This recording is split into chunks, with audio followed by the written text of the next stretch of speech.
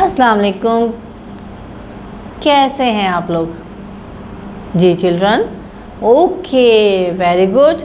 आपने देखा कि हमारे प्यारे नबी सल्लल्लाहु अलैहि वसल्लम ने कैसे हिजरत की और फिर कैसे तदबीर आजमाई अपनी जंग में कामयाबी के लिए, और अल्लाह ताला ने आपको फ़तह व नुसरत दी। ठीक है, आपने क्या किया था? जी, खंदक खोदी थी, जो कि कुफ़ार को बहुत मुश्किल से उसके अंदर सामना करना पड़ा, और फिर अल्लाह ताला ने बहुत सारे फ़रिश्तों के ज़रिए और रेतीली हवा चला के हमारे प्यारे नबी और मुसलमानों की मदद की। ठीक है, आज हम अपने चैप्टर नंबर 8 जिसका नाम है मवाक़े उसकी रीडिंग करेंगे। ठीक है बच्चों, तो रीडिंग तो आपको करना आती है, बट कुछ ऐसे अल्फाज हैं जो कि मुश्किल हैं, तो मैं रीड करती हूँ, आप अपनी फिंगर रखकर अपनी बुक्स खोलकर उसको पढ़ने की कोशिश करेंगे।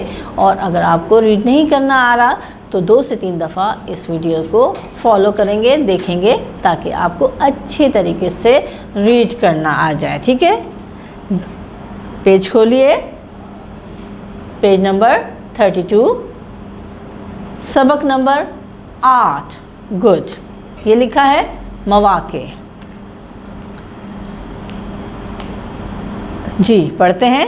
इसका मतलब है कि चाहे हम तन्हाई में कोई छोटी सी भी नेकी करें तो अल्लाह इसी से खुश हो जाएगा। हुज़ैफ़ा खुश होकर बोला। कुछ देर सोचने के बाद उसने पूछा, जो नेकियां मुझे करनी चाहिए उनकी तलाश तो एक मुश्किल काम है।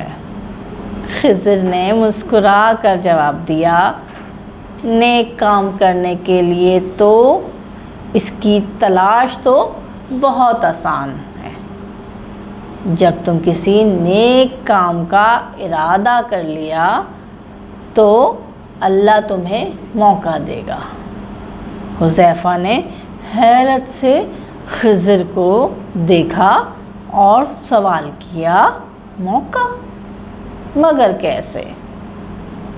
खिज़र ने मोहब्बत से हुज़ैफ़ा के कंधे पर हाथ रख दिया और बोले, अल्लाह तुम्हारे लिए नेकी करने के हालात बना देगा। वो तुम्हें एक मौका देगा, तुम सिर्फ़ किसी जगह लोगों से मिलोगे और तुम्हारा नेकी करने का दिल चाहने लगेगा। तुम्हें समझाने के लिए मैं नबी करीम सल्लल्लाहु अलैहि वसल्लम की मुबारक ज़िंदगी का एक सच्चा वाक़या सुनाता हूँ।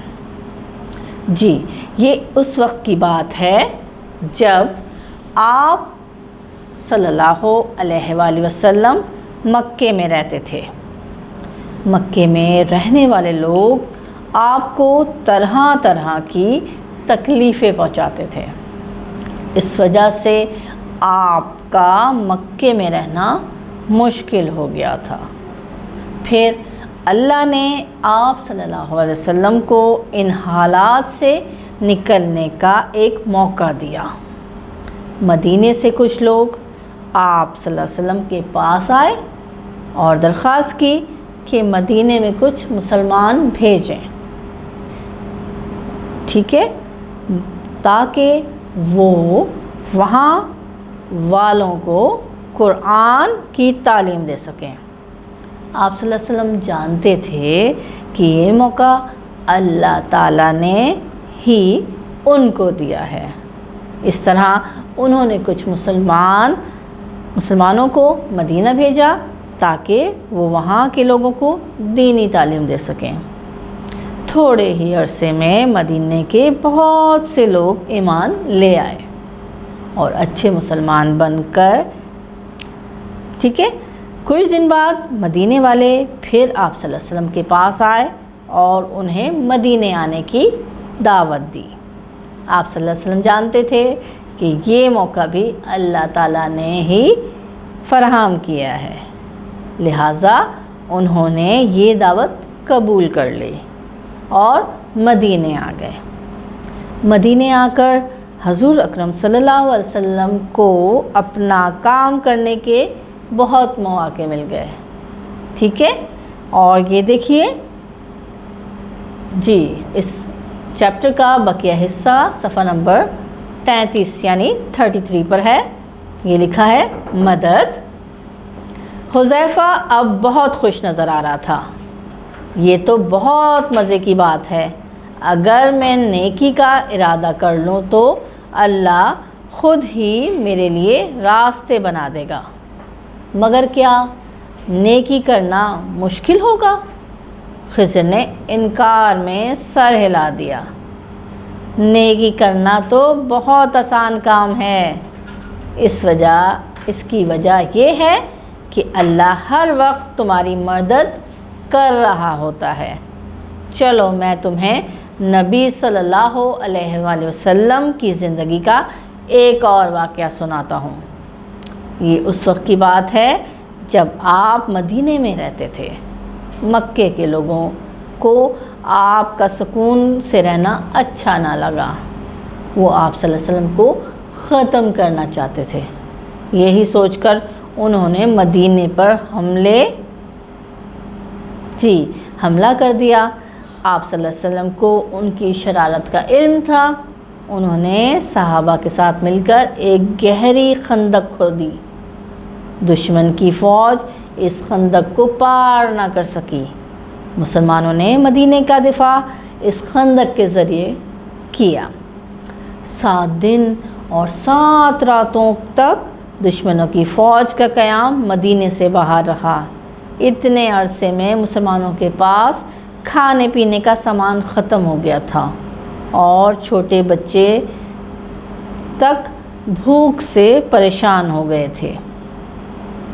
پھر اللہ کی مدد ریت کے طوفان کی شکل میں آ گئی۔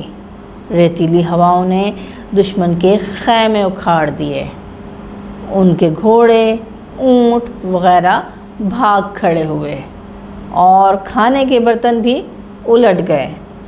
مکہ کی فوجیں میدان چھوڑ کر بھاگنے کے سوا کچھ اور نہ کر سکیں۔ اس طرح اللہ نے اپنے محبوب محمد صلی اللہ علیہ وآلہ وسلم کی مدد فرمائی۔ اللہ نیکی پہ چلنے والوں کی ہمیشہ مدد کرتے ہیں۔ ٹھیک ہے بچوں، آپ نے دیکھا کہ کس طرح اللہ تعالیٰ نے محمد صلی اللہ علیہ وسلم کی مدد کی اور ان کی دعوت کو عام کرنے کے لیے کفار پہ طوفان آیا اور ان کے خیمے اکھڑ گئے اور وہ بھاگ کھڑے ہوئے۔ آپ نے اس چیپٹر کی ریڈنگ کرنی ہے، ٹھیک ہے جی، خاموش مطالعہ کرنا ہے، پڑھ کر اپنے ٹیچر کو بھی سنانا ہے، ٹھیک ہے، اور اس کو غور سے سنیے گا کیونکہ اس کے بعد ہم کیا کرتے ہیں، ایکسرسائز کرتے ہیں، اور ایکسرسائز میں تو سبق کے متعلق ہی تمام سوالات ہوتے ہیں، ٹھیک ہے۔ تو ملیں گے اگلی کلاس میں۔ اللہ حافظ۔